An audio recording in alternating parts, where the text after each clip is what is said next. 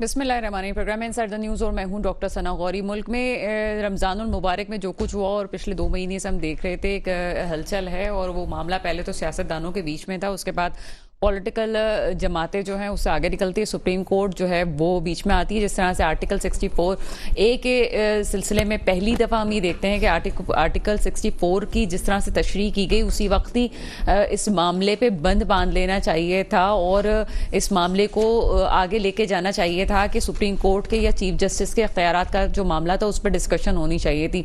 Chief justice और supreme court के जो मामला हैं उस पर डिस्कशन गलत टाइम पे की गई। इस पर दो राय नहीं होनी चाहिए कि गलत टाइम पे उसको डिस्कस किया गया। शायद ये डिस्कशन उसी वक्त हो जाती तो बहुत अच्छा था जब आप ये देख रहे थे कि किसने ईमानदारी से काम लिया, किसने गैर जानिबदारी से काम लिया और पंजाब की हुकूमत के साथ खिलवाड़ा उतारा।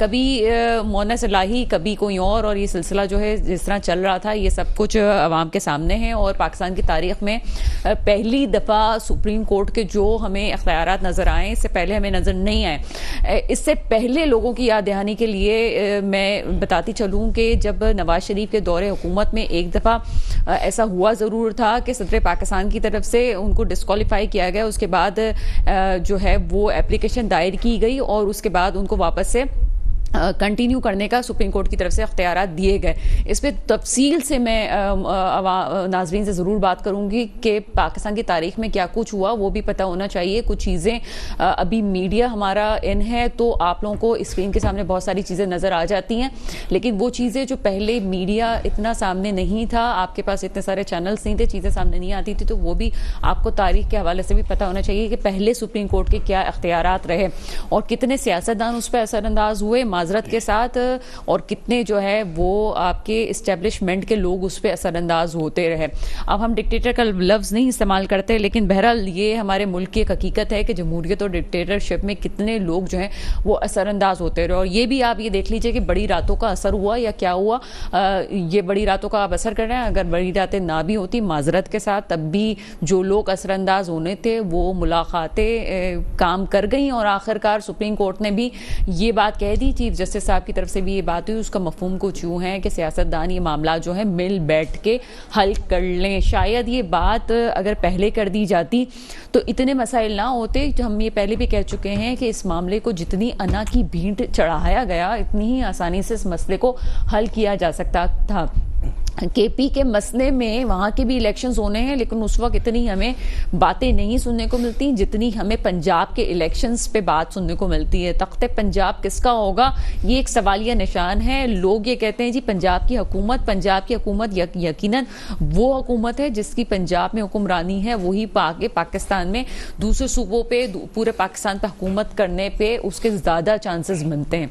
लिहाजा तख्ते लाहौर जो है वो अहमियत रखता है और इस अहमियत के अंदाजे के बाद भी तमाम चीज़ें जो हैं आखिरकार उन लोगों को बीच में आना पड़ा और मुज़ाकरात करने पड़े। बड़ी रातों में मुज़ाकरात हुए, बातचीत हुआ। आप उसको मुज़ाकरात तो नहीं कह सकते, लेकिन हाँ टेबल टॉक ज़रूर हुई है। चीफ जस्टिस साहब से भी लोगों की मुलाकातें जारी हैं। उसके बाद ये कहा गया है कि सब लोग मिल बैठ के बात करें। अब जनाब मिल बैठ के बात तो करें, लेकिन साथ ही साथ जो दूसरे मसाइल में नजर आते हैं, पाकिस्तान में इस वक्त जो महंगाई की सतह है वो 50 सालों में सबसे ज्यादा है। इस वक्त 50 ईयर्स में आप पाकिस्तान जो है जिस तरह से महंगाई की सतह पे जो पहुंचा हुआ है वो पहले आपको कभी नजर नहीं आता। IMF की अक्सात की बात करें तो जी हम दूसरी किस्त का इंतजार करते हैं और जो कुछ हम कमाते हैं उसके बाद हम एक किस्त में उसको लौटा देते हैं। फिर हम ये कहें कि जी डिफॉल्ट होने के खतरात खत्म हो गए, तो ये भी आप को हम ये बताते चलें कि जो डिफॉल्ट होने के खतरात आपके खत्म नहीं हुए। हुआ कुछ हुआ है कि जो कुछ डिफॉल्ट होने के बाद होता है और जो मुमालिक हैं उस नहज पे आ जाते हैं कि जी आपको कितनी पाबंदियां लगती हैं डिफॉल्ट के बाद, वो अभी से शुरू हो गई हैं। यानी कि पहले ही आपने डिफॉल्ट होने से पहले, उसका ऐलान करने से पहले जो कुछ होना चाहिए था आपने तमाम इकदाम पहले ही कर लिए हैं। आम फर्द को डिफॉल्ट होने से इतना कोई फर्क नहीं पड़ेगा, लेकिन जिन लोगों को फर्क पड़ेगा जाहिर सी बात है आपके बिजनेस हैं, आपके जो है वो रकूम बैंक में हैं, उन तमाम चीज़ों से एक पूरे पाकिस्तान पे उसका इम्पैक्ट पड़ेगा और बहुत हद तक मुमकिन है कि आपकी जो महंगाई की सतह है वो भी आपकी अभी जो 2 डिजिट पे पहुंची हुई है इससे भी ज़्यादा आपको उस पर मुसीबत का सामना करना पड़े। इन बातों के हवाले से कुछ कोई नहीं सोच रहा। मुज़ाकरात की बात ज़रूर की जाती है, टेबल टॉक की बात ज़रूर की जाती है, लेकिन हमारे मुल्क के सियासतदान जो कि हम ये कह सकते हैं कि पाकिस्तान की तारीख में जितनी ऊंच नीच है वो भी उन्होंने देखी हुई है, उसके बावजूद इस किस्म के बयान दे देते हैं कि एक कोई आम शख्स भी सोचे कि इस किस्म के बयान किस तरह से दिए जा सकते हैं। मौलाना फजलुर रहमान साहब ने साफ मना कर दिया कि वो इमरान खान साहब को इस काबिल नहीं समझते कि वो मुज़ाकरात करें। वो लफ्ज़ भी मुझे अगर मैं कहूँ कि अगर वो टीवी स्क्रीन पे दिखा दिए जाएं तो बहुत अच्छा है, वो आप खुद भी सुन लें, उसका एक रिकॉल हो जाएगा। वो ये जनाब ये कहते हैं कि इमरान खान साहब को हम सियासत से आउट करना चाहते हैं। अब सियासत से आउट कौन करेगा कौन नहीं करेगा ये तो अवाम का फैसला है। दूसरी तरफ वो सुप्रीम कोर्ट के ऑर्डर्स के हवाले से बात करते हैं कि सुप्रीम कोर्ट अगर इमरान खान साहब का साथ देना चाहती है, अगर वो उनके हक में फैसला करना चाहती है तो बिल्कुल करे, फिर हम सुप्रीम कोर्ट की भी बात नहीं माने। बहुत बड़ा बयान है, ये कोई छोटी बात नहीं है। अगर आप पीडीएम का हिस्सा हैं तो आपको ये बयान देते हुए 1000 दफा भी आपको ये बात मुज़ाकरात के बाद या तो फिर बैक पे आप ये सीन करते हैं कि एक शख्स जो है एक पार्टी का उठकर पीडीएम की तरफ से बयान दे देता है, फिर दूसरा शख्स ये कहता है कि जनाब आप जो हैं वो ये इनका कोई जाती फैसला है, ये इनका अपना फैसला नहीं था, ये जो बयान दिए गए थे। बहरहाल इन तमाम सिनेरियो पे जो हमें आगे नजर आ रहा है, ईद के बाद जो हलचल है वो उसका लेवल एक अलग होगा। रमजानों में तो बहरहाल शैतान बंद होने की बात होती है, आज चांद रात है और शैतान जरूर खुल गए होंगे, लेकिन जो रमजानों में लाइट नोट पे हम बात करें तो उस पर जो कुछ सूरत हाल रही लगता नहीं है कि कोई हम सुधरे हुए लोग हैं। बहरहाल उम्मीद है ईद के बाद जो है वो 14 मई वाला फैसला बरकरार रहता है या उसमें कोई तब्दीली रोनुमा हो जाती है। तमाम मौज़ूआत पे बात करेंगे। मेरे साथ मौजूद है फारूक डाडी साहब, आप तज़कियाकार हैं, इस प्रोग्राम में आपको वेलकम करते हैं। और हमें ज्वाइन किया है मोहतरम कर्नल मुख्तार भट्ट साहब ने, आप तज़कियाकार हैं, और मुसर्रत नियाज़ी साहिबा पीपल्स पार्टी से भी हमारे साथ हैं। ठीक है, कर्नल मुख्तार भट्ट साहब जो है वो कॉल पे हैं, अभी हमें थोड़ी देर में ज्वाइन करेंगे। फारूक डाडी साहब आपकी तरफ आते हैं। ये जो चीज़ें अभी हमारे सामने आ रही हैं, स्पेशली सुप्रीम कोर्ट का बयान कि उसमें कहा जाता है जी मुज़ाकरात कर लें, दूसरी तरफ सियासतदान कुछ बात करते हैं। अभी मैंने बिलावल भुट्टो जरदारी साहब के बयान का जिक्र नहीं किया, इंट्रोडक्टरी पार्ट बहुत लंबा हो चुका था। उसके अलावा जो है मरियम नवाज साहिबा का एक ट्वीट भी आता है जिसमें खुलेआम कहा जा रहा है जी बात भी नहीं करनी है, सुप्रीम कोर्ट के भी ऑर्डर्स पे वो कर रहे हैं। क्या समझते हैं इस सारी सूरत हाल पे? देखें, बात यह है कि जब हमारा आइन जो कहता है और सुप्रीम कोर्ट उसी के मुताबिक अगर एक फैसला देती है तो ये हम सब पे बाउंड है कि हम उस पे अमल करें, चाहे वो इस्टेब्लिशमेंट हो, चाहे वो हुकूमत हो, चाहे अपोजिशन हो। यही 3 जजेस की बेंच ने जब इमरान की हुकूमत ख़त्म हुई और इमरान के ख़िलाफ़ फैसला दिया, उस वक्त तो ये सब बड़े खुश थे। आज यही बेंच अगर कानून की तशरीह करते हुए कानून के मुताबिक अगर कोई फैसला देती है कि 90 दिन के अंदर इलेक्शन होने चाहिए, तो फिर इस पर इतना दबाव क्यों डाला जा रहा है? असल में यहाँ पे जो बदकिस्मती हमारी ये है कि पिछले 50 साल से इस्टेब्लिशमेंट का जो रोल हमारे मुल्क में है वो बड़े वाज़ेह तौर पे अब सामने आ गया है। आपने देखा कि 3 फोर्सेस के सरबराह रात को इनके चैम्बर में, बंदियाल साहब के चीफ जस्टिस के चैम्बर में जाके मिलते हैं, और यकीनन ये एक दबाव की टेक्निक्स है। ऐसे मौके पे जाके मिलने की क्या ज़रूरत है जबकि एक केस, एक बड़ा ही क्या कहते हैं कि मखसूस केस जो चल रहा है और पूरे मुल्क की बल्कि दुनिया की नज़र इस पर लगी हुई कि फैसला क्या है। अच्छा, दुनिया की नज़रें यूं भी लगी हुई हैं, ये भी हम अपने नाजरीन को बताते चलें कि वो ममालिक जहाँ पे आइन सुपीरियर होता है वो कौन सा है, जहाँ पे रिटर्न आइन लिखा हुआ होता है वो वहाँ पे आइन सुपीरियर होता है। अब यहाँ पे आप पाकिस्तान की बात कर लें या इंडिया की बात कर लें, फारूक डाडी साहब आप भी मुझे सेकंड करेंगे कि वहां पे आइन सुपीरियर होता है, फिर पार्लियामेंट सुपीरियर नहीं होती है। देखें, बात यह कि अगर पार्लियामेंट से कोई चेंजेस करनी हो, लॉ में अमेंडमेंट करनी हो या कानून में अमेंडमेंट करनी हो, तो आपको 2/3 मेजॉरिटी चाहिए, जो कि आपके पास नहीं है। 155 सीटों वाली पार्टी जो है वो तो असेंबली से बाहर है, और आप के पास जो मेजॉरिटी है उसमें आप ये पास करें, उसकी कोई वक़्त नहीं है। यानी कि आपके पास 2/3 मेजॉरिटी नहीं है, आपके पास वो नंबर ही पूरे नहीं है। तो आप कानून में, आपने नैब का कानून बदल दिया, आपने वो तमाम कवानीन जो आपके खिलाफ जाते थे वो तमाम कवानीन आपने बदल दिए, ठीक है ना। तो ये हमारे आइन के साथ एक खिलवाड़ है, हमारे आइन का एक मजाक बनाया गया।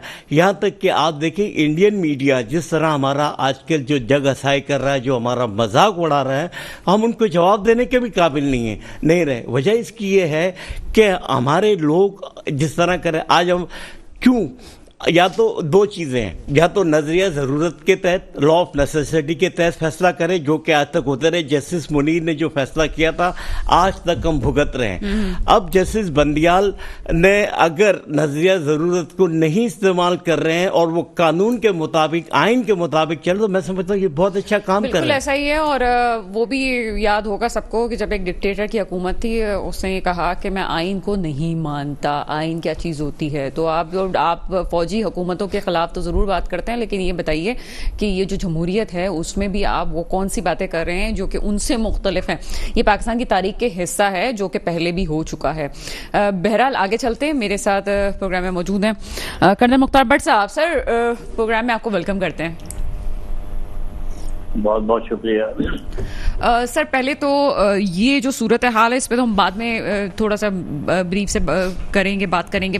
पहले ये जो बात हो रही है कि 2/3 मेजोरिटी होना ज़रूरी है, क्या ये जो ऐवानों में बैठे हुए लोग हैं कि इन्हें इस बात का इल्म नहीं है कि जो कानून पास करने की कोशिश की जा रही है, या खासतौर पर कानून तो पास होना एक अलग बात है, आइन में तरमीम की बात की जा रही है, तो वो 2/3 मेजोरिटी के बगैर नहीं हो सकता। क्या इन लोगों को ये बात नहीं पता? देखें, बात यह है कि जब आपने फैसला कर लिया है कि हमने कोई भी काम आइन के तहत नहीं करना, तो ये भी कर लेंगे, उसकी कोई हैसियत नहीं होगी। बड़ी सीधी सी बात है कि whenever you want to carry out any amendment in the constitution, you have to have 2/3 majority. Simple as that. इसमें तो कोई दूसरी ओपिनियन हो ही नहीं सकती। और ये जितनी भी इन्होंने लेजिस्लेशन की है अभी तक, वो वैलिड नहीं है। वो तमाम जजेस की पावर्स को कंटेन करना, चीफ जस्टिस को के बेंच का इख्तियार उसका नहीं है।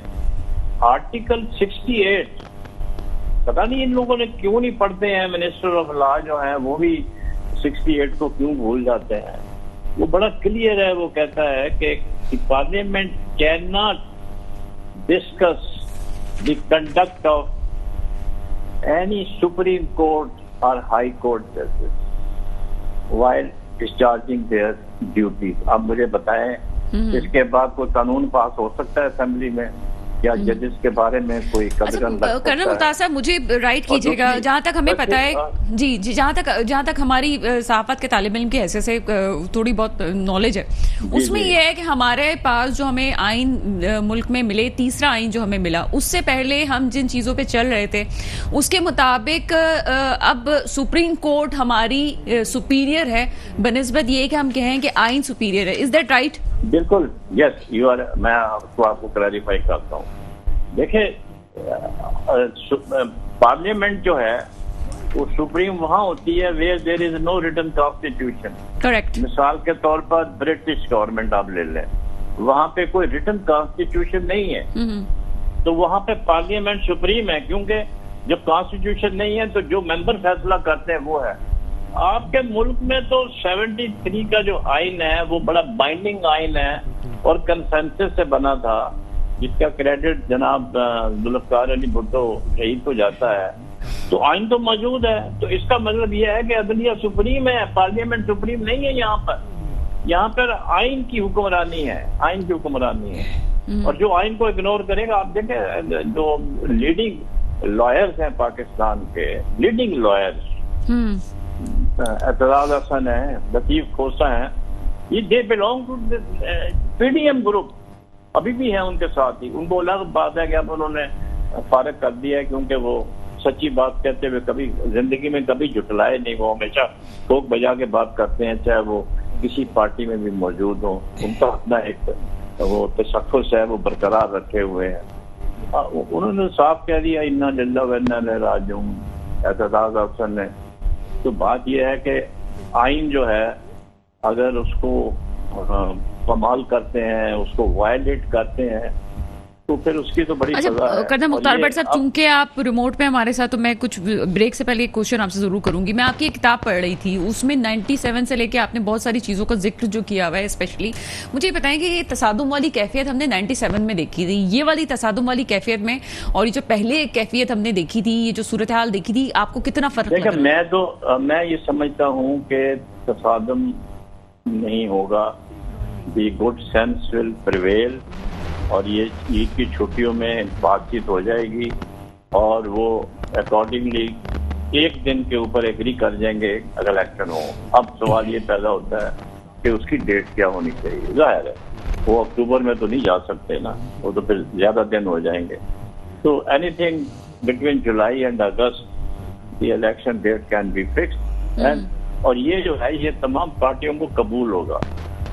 और सुप्रीम कोर्ट की भी यही देखे ख्वाहिश है। देखो वो अभी तक एक्सट्रीम नहीं गए हैं, वो कह रहे हैं कि आप लोग बैठ जाएं और आपस में बैठ के इस मसले को हल कर दें। आप देखें ना, आज तक जितने भी सियासी झगड़े पाकिस्तान के सियासतदानों के हैं, वो सारे जो है वो सुप्रीम कोर्ट में जाते हैं, और फिर सुप्रीम कोर्ट में जब जाते हैं तो वहाँ दो फरीक हैं, एक फरीक ने हारना है और एक ने जीतना है। तो जो हारता है वो कभी भी एक्सेप्ट नहीं करता अपनी डिफीट। ये तो एक मतलब हमने एक रवायत कायम कर ली है ना। मैं किसी पार्टी का नाम नहीं ले रहा हूँ, आपने देखा होगा, किसी पार्टी का। जो पार्टी हारती है वो कबूल ही नहीं करती, जो पार्टी इलेक्शन हार जाती है वो रिजल्ट कबूल नहीं करती। तो खुदा के वास्ते अभी 75 साल हो गए हैं, we should grow.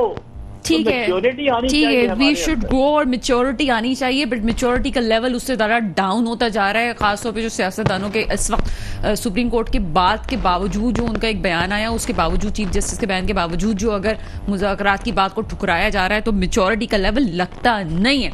Farooq daddy साहब, आपकी तरफ आएंगे। 14 मई नहीं होता तो आगे जाती है बात। तो जो पूरे मुल्क में इलेक्शंस वाली बात कर रहे हैं कि पूरे मुल्क में एक साथ होने चाहिए, तो फिर गवर्नमेंट उस पर भी राजी हो जाए कि चले जनाब पूरे मुल्क में हो रहे हैं तो बीच की कुछ सूरत हाल निकाल लेते हैं। और जैसे अभी भट्ट साहब ने कहा है कि जनाब इसको कुछ बीच की सूरत हाल निकल सकती है। देखिए, सियासतदानों की नीयतों में फुकतान है, इस्टेब्लिशमेंट की नीयत में फुकतान है। अगर इस्टेब्लिशमेंट अपनी ईमानदारी के साथ न्यूट्रल हो जाए, ये सारे मामले अपने आप। फारूक डाडी साहब, मुझे यहाँ पे आपसे इख्तलाफ है, आप मुझे इस बात का जवाब दीजिएगा, मुझे राइट कीजिएगा। इस्टेब्लिशमेंट तो कहती है हमें नहीं आना। अगर बाजवा साहब जाते हुए कह के गए कि हमें बीच में नहीं पढ़ना, तो मुझे आप बताएं कि आसिम मुनीर साहब को किसने घसीटा इस वक्त सियासत में? अच्छा, अब आप भाजपा की बात कर रही हैं तो भाजपा की सारी बातें खुल के सामने आ गई कि उनकी कितनी मुदाखलत थी सिविल गवर्नमेंट के अंदर, कि आप अलीम खान को चीफ मिनिस्टर लगा दें, आप ये कर लें वो कर लें, आपका सीपैक का काम रोकने में भी उनका वो था। तो मकसद ये कि जब अगर इस्टेब्लिशमेंट का इस तरह का रोल होगा और सिविल गवर्नमेंट के अंदर मुदाखलत होगी, रोल तो सर चला गया ना। अब अभी बताएं कि किसने घसीटा? क्या सियासतदानों ने नहीं घसीटा? देखिए, वही रोड मैप चल रहा है, अच्छा, वही सिस्टम चल रहा है। अगर आज इस्टेब्लिशमेंट अपना रोल प्ले करे और कहे कि हमने कानून के मुताबिक, आइन के मुताबिक चलना है, ये किसी सियासतदान की मजाल नहीं है कि वो इस तरह की बात करे। आज अगर मौलाना फजलुर रहमान, आपके बयान से ही बात साबित होती है कि आप तो चाहते हैं कि इस्टेब्लिशमेंट बीच में आए। इस्टेब्लिशमेंट को आना ही नहीं चाहिए, इदारों को बीच में आने की जरूरत क्या है? इस्टेब्लिशमेंट अपना न्यूट्रल का रोल अदा करे और इसमें ना पड़े, क्योंकि यहाँ पे बहुत सारी चीजें मुबैना तौर पे कही जा रही है, वो उसको मैं डिस्कस करना नहीं चाह रहा हूँ। ठीक है ना? नहीं, वो डिस्कस का आप क्या नहीं करेंगे? अभी जो हमें रमजानों में जो हमें नजर आया वो डिस्कस तो सबके सामने नहीं, वो तो हर सबके सामने आया है। अब आपको मैंने अभी मिसाल दी कि सुबह कोर्ट बैठनी है और 3 सरबराह जो है वो रात को उनके चैम्बर में जा रहे हैं चीफ जस्टिस के। तो चीफ जस्टिस के अपने रिमार्क्स हैं कि काश वो दिन में अगर अदालत के टाइम आते और मुझे कहते तो मैंने क्या कहा वो भी लोग सुनते। तो कहने का मकसद ये कि इस तरह की मुदाखलत बंद होनी चाहिए। ये चीज़ें जो हैं हमें कमज़ोर कर रही हैं, और अगर कोई अपनी अना की खातिर इस मुल्क को अगर बर्बाद कर रहा है तो ये आज हम बर्बाद हो चुके हैं। 70 साल के अंदर हम कहां से कहां पहुंच गए। 300 रुपए का डॉलर पहुंच गया, आज 300 का डॉलर नहीं मिल रहा। तो ये जो महंगाई और जिस तरह आज आप देखिए ईद का मौका है, मार्केटें खाली पड़ी हुई है, लोगों पर परचेजिंग पावर नहीं, लोगों को खरीदारी नहीं कर सकते, दुकानदार ऐसे बैठे हुए हैं। सर आप कह रहे हैं मार्केटें खाली पड़ी है, मुझे तो कराची की सड़कों में, स्पेशली मैं कराची की बात करूंगी, जितना रश मुझे तो खुद है तो होता है कि जी सफेद पोश लोग जो है वो कहते हैं जी शॉपिंग नहीं कर सकते, और सफेद पोश लोगों को मैंने देखा भी बेचारे घर से बाहर नहीं निकल रहे हैं अपने घरों में। लेकिन ओवरऑल देखा जाए तो लोग खरीद भी रहे हैं। आपको एक छोटी सी बेकरी पे आप जाके रश देखें रमजानों के वक्त में, जहां पे आप घुसते ही आपके 2000 रुपए कहां चले जाते हैं वो आपको पता नहीं होता। वहां पे आपको एक चीज खाने के लिए नहीं मिलती है। तो मुझे तो समझ भी नहीं आता कि पाकिस्तानी अवाम ऐसे ही रोते हैं या पैसे नहीं है उनके पास, या वाकई कोई देखिए वो जो बड़े बड़े मॉल होते थे डॉलमन वगैरह, हाँ। ये शहरी तक सुबह खुले होते थे। हाँ। अभी सिर्फ 26वें रोजे से ये 30वें 29वें रोजे तक उन्होंने टाइमिंग रखे कि 3 बजे तक, वरना उससे पहले वो 2 बजे बन गया। अच्छा, डॉलमेन वगैरह तो समझ ले, नाम ले लिया हमने। बहरहाल ये तो वो है जहाँ पे सफेद पोश लोग भी जा रहे थे। Exactly. वही मैंने बात की ना। हाँ। मकसद कहने का ये कि देखिए आज जो हम पहले मार्केटों में रश देखते थे वो आज आपको नजर नहीं आ रहा। बिल्कुल, क्योंकि लोअर मिडिल आपको सिर्फ उन जगह पे रश मिलेगा जहाँ बिल्कुल ही लोअर क्लास की जो शॉपिंग जो सस्ती है वहां पे आप लोगों को थोड़ा बहुत रश मिलेगा, सदर वगैरह में, मदीना मॉल, इस तरह। तो ये मेरा इस वक्त लोगों के पास पैसा नहीं है। और मैं आपको क्या बताऊं कि यहाँ तक कि 5-5 करोड़ की दुकान जो लेके बैठे हैं उनको महीने का किराया देने के पैसे उनके पास किराया, और फिर उसके बाद बिजली के अखराजात। हम तो यहाँ कराची में बैठे हुए हैं तो केई वालों का, अब बहरहाल हमारे भी कुछ लोग वहाँ पे मौजूद हैं, अल्लाह ही पूछे। 42 रुपए का यूनिट। आपको मैं बताऊं केई का हाल ये है, माजरत के जो पहले इमरान खान साहब की तरफ से रिलीफ मिला था, इस दफा जो बिल मेरे हाथ में आए हैं और लोगों के हाथ में आए हैं तो चीखें निकल गई हैं। समझ ही नहीं आया कि बिल गए कहाँ। तो जब मालूमात की गई, इसकी छानबीन की गई, तो पता ये चला जो इमरान खान साहब पहले रिलीफ दे गए थे वो रिलीफ की भी सारे चीजें वो खींच के निकाल रहे हैं कि जिन जिनको रिलीफ भी मिला था उनसे भी आप खींच के ले लें। मुझे ये बताएं कि ब्रेक में कितना टाइम है। मैं मुख्तार भट्ट साहब के पास एक बड़ा इंपॉर्टेंट क्वेश्चन लेके जाना चाह रही हूँ। ठीक है, मुख्तार भट्ट साहब की तरफ चलते हैं हम। सर मुझे ये बताइए कि सुप्रीम कोर्ट के फैसले के बावजूद supreme court practice and procedure bill बाकायदा कानून बन गया, इस पे क्या कहेंगे? मेरे ख्याल में तो वो कानून नहीं बन सकता। वो कानून नहीं बन सकता। उसकी वजह ये है कि एक तो प्रेसिडेंट ने वापस कर दिया था, एक्सटेंडिंग दी थी, और दूसरा ये है कि कानून कैसे बन जाएगा जबकि वो सुप्रीम कोर्ट में एक चीज डिस्कस हो रही है, उसके ऊपर कानून साजी नहीं हो सकती। कानून साजी फिर आप ये देखें कि हाउस में लोग कितने हैं। 342 के हाउस में 42 लोगों ने करारदाद पास की थी सुप्रीम कोर्ट के जो जजेज हैं उनके खिलाफ। 42 के हाउस से तो क्या पोजीशन है ये? तो पोजीशन तो है ही नहीं ना। अभी भी असेंबली में देखें 150 पार्टी जो मेंबर है पीटीआई के, वो बाहर है, 2 बैठे हुए हैं, मौलवी साहब और वो लगारी साहब, 10 और तो कोई नजर नहीं आता वहां पर।